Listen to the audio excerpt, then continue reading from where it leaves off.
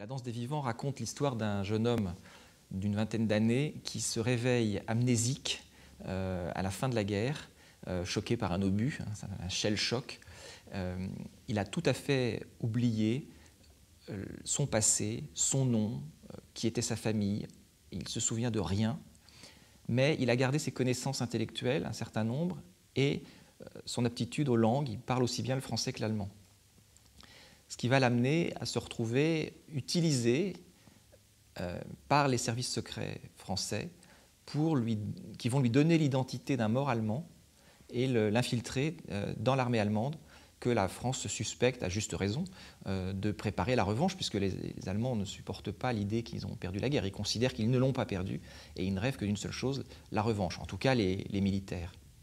Donc c'est le point de départ de ce roman, un jeune homme qui ne sait plus qui il est. Nous, lecteurs, on va découvrir assez tôt, en fait, une histoire complexe de famille, c'est-à-dire qu'on va découvrir qui est en fait sa mère et son père officiel.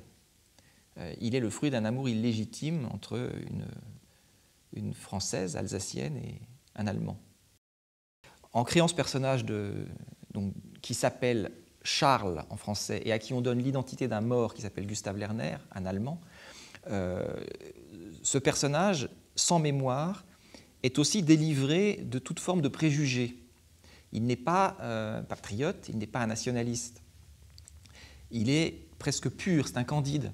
Et donc, à travers son regard, c'est un regard le plus neutre possible sur cette Europe déchirée de la fin de la Première Guerre mondiale, donc de l'entre-deux-guerres, du début des années 20, qui finalement est encore plus divisée qu'elle ne l'était avant la guerre.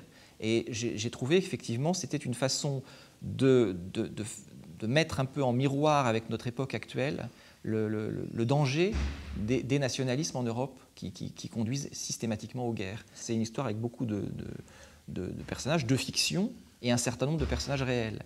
Et comme ça se passe beaucoup en Allemagne, je me suis intéressé évidemment à ce que pouvaient penser les Allemands de leur point de vue. Par exemple, le traité de Versailles. J'évoque le traité de Versailles du point de vue de Clémenceau, de Wilson, de Lloyd George, donc des Occidentaux.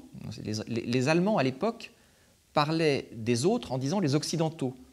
Et puis après, j'ai voulu raconter le traité de Versailles du point de vue allemand, donc du point de vue de Brockdorff-Rantzau, qui est un grand diplomate allemand, en fait, qui cherchait la paix, du point de vue des sociodémocrates allemands, à qui on n'a pas donné beaucoup de confiance du côté français. C'est en permanence une intrication entre la grande histoire et la petite histoire.